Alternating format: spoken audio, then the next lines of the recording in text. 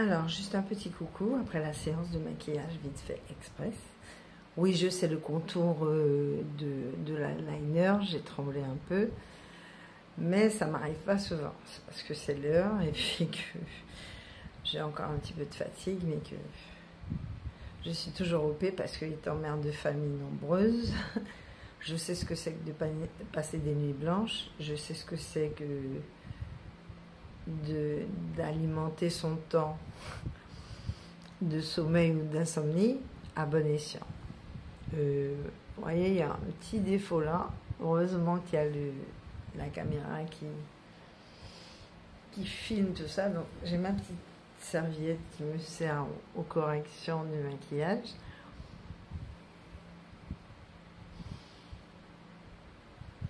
Et ouais, je fais tout en direct avec vous. On est bien ok? Ouais, on est bien ok.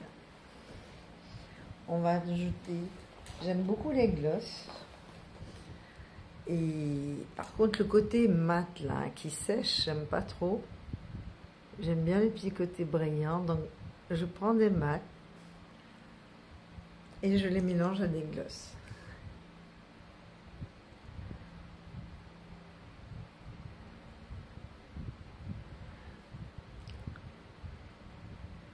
Donc, alors mon propos, vous me connaissez déjà. Je suis multitâche et le plus important pour moi, c'est les soins. Soins visage, soins corps, soins cheveux, spiritualité accompagnée des soins. Je ne parle pas de cliente, mais de patiente. Je ne suis ni médecin, ni infirmière, même si j'ai fait tout ça. Même si je suis autodidacte pour beaucoup de choses parce que j'ai écouté la voix des ancêtres. J'ai écouté nos gangans, comme on dit en Guyane. J'ai gardé en mémoire une multitude de données naturelles et chimiques et autres. Et je défends la médecine traditionnelle comme la médecine moderne avec tous ses atouts et tous ses points forts qui permettent de sauver des vies que il y a quelques siècles de ça ou quelques années de ça on n'aurait pas pu réaliser. Il faut rendre à César ce qui est à César. Il faut rendre à toutes les personnes qui travaillent dans le milieu médical, paramédical, les gens qui encadrent et qui coachent les autres. Il faut leur rendre ce qui leur appartient et la reconnaissance du travail bien accompli. Je ne parle pas des charlatans, je ne parle pas des gens qui ne sont pas diplômés et qui ne travaillent pas et qui n'ont pas fait de recherche et qui ne sont même pas autodidactes, mais juste pour le profit, qui veulent nuire aux autres en voulant par cupidité avoir de l'argent en n'ayant pas de qualification. Alors j'ai échappé à beaucoup d'emplois, que ce soit dans mon pays ou ailleurs, parce que la promotion canapé, ça ne m'intéressait pas. Et j'ai décidé de voler de mes propres ailes. Je monte une entreprise qui s'occupe que de soins, mental, psychique, physique, spirituel, ayant moi-même passé des épreuves et des choses de la vie que je voyais avant comme des handicaps, mais qui en fin de compte s'avèrent des qualités essentielles au chef d'entreprise que je serais. Parce que qui mieux que quelqu'un qui a vécu la même chose que vous puisse vous comprendre et aller vers votre sens et découvrir ce qu'il vous faut en soins. Soins esthétiques. Alors, pourquoi je parle de soins esthétiques? Parce que l'esthétique est au-dessus du médical. Pourquoi? On est tous des alliés. Il n'y a pas de saut métier, il n'y a pas de petites tâches, il n'y a pas de personnes qui ne comptent pas pour la société. Nous sommes tous utiles. L'adage qui dit « nul n'est irremplaçable », c'est pas vrai. Nous sommes tous les maillons d'une chaîne qui s'appelle l'humanité, passé, présent et futur. Nous ne sommes que de passage sur Terre, en attendant le message divin qui nous dira « ça y est, on y est, on va au paradis ». Le paradis sur Terre existera. On sera débarrassé des forces du mal et de la destruction et le chaos dans lequel lui et ses complices humains et démoniaques ont mis la terre. Là, on est dans le centre même de l'Antéchrist, si vous lisez le livre de l'Apocalypse. Et on ne peut guérir et on ne peut faire du bien à quelqu'un que si elle admet dans son conscient, subconscient et inconscient.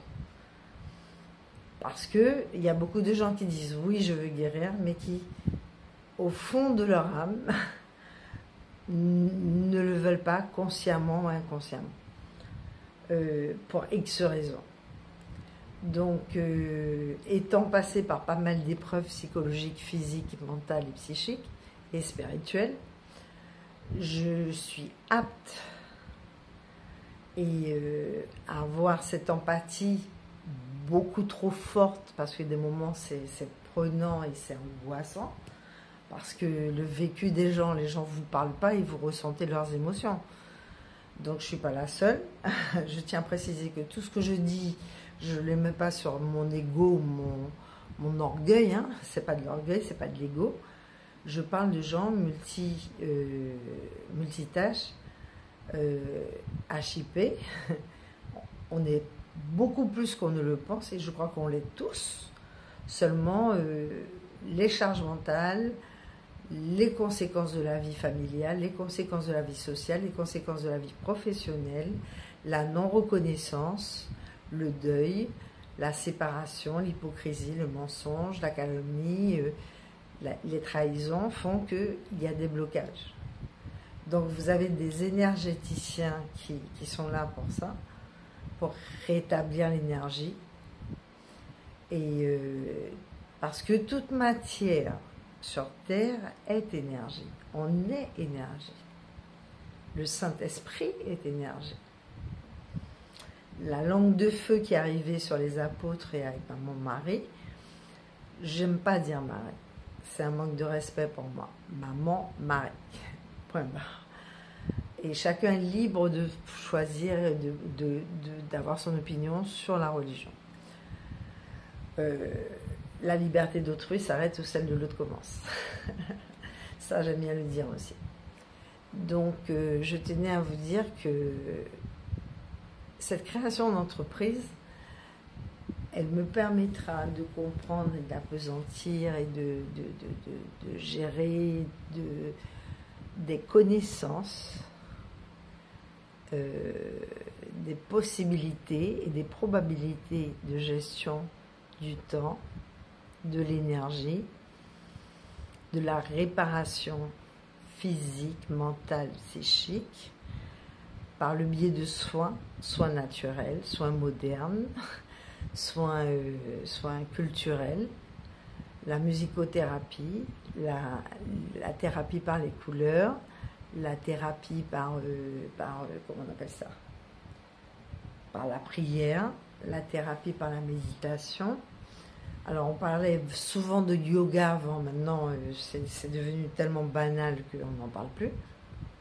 C'est un fait, c'est une évidence. Mais la méditation en elle-même peut se faire vous tout seul dans votre chambre, à genoux, comme le dit la Bible, à genoux ou assis comme moi en tailleur. Bah, vous voyez pas. C'est ma position préférée, je suis toujours comme ça. Et je suis souvent en méditation et voilà quoi. Et la guérison passe par le mental, le psychisme et le spirituel. Donc les soins que je vais donner, ce sont des soins qui sont, comment dire, pour réénergiser certaines parties du corps, pour développer l'aura. L'aura, c'est la succession d'énergie qui est renvoyée par le corps humain et qui fait une sorte de halo de protection de l'être humain, malade ou pas malade, hein. Certaines couleurs indiquent les maladies dans tel organe ou au contraire un surplus d'énergie dans un autre organe, et une couleur bien distincte va vous dire cet organe est dans un état normal. Alors il y a le stress. Alors il y a deux stress, le stress positif et le stress négatif. Le stress négatif, on doit l'utiliser en énergie pour pouvoir se tailler si on est en danger. En général, c'est comme ça qu'ils se débinent.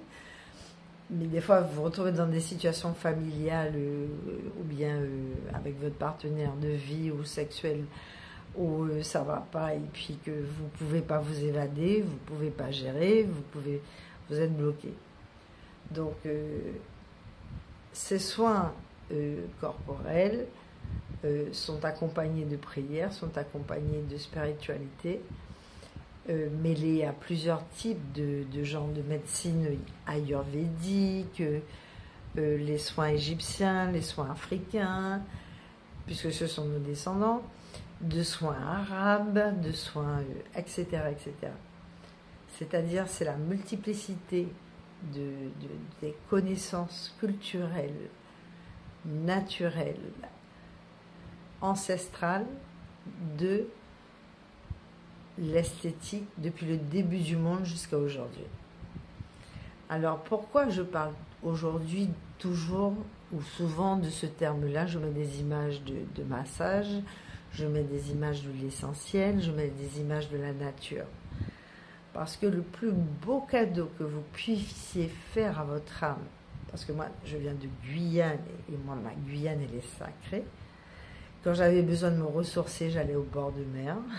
J'avais mes coins particuliers où je faisais un tour avec la voiture et avec les enfants.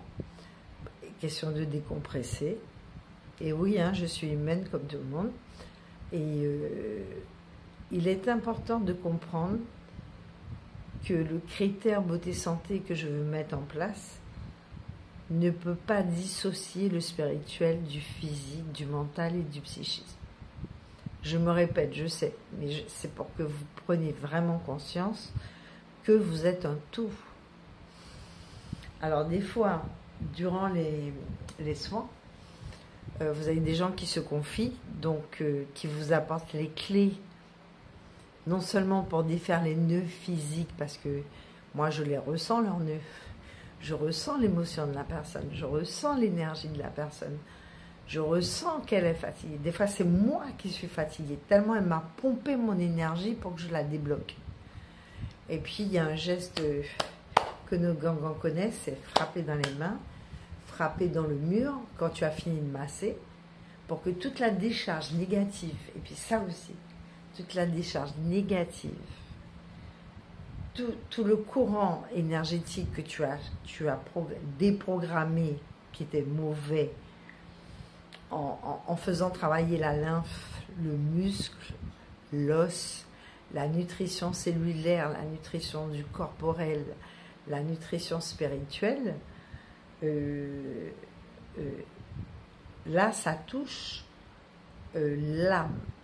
Voilà pourquoi je vous disais qu'il y a la médecine classique, il y a la médecine ancestrale, il y a la médecine culturelle, ce qu'on appelle les médecines douces, et aucune d'entre elles ne sont incompatibles. Elles peuvent se générer elles peuvent se compléter entre elles, et elles sont là pour faire une symbiose et apporter l'harmonie dans le corps, le cœur et l'âme de la personne.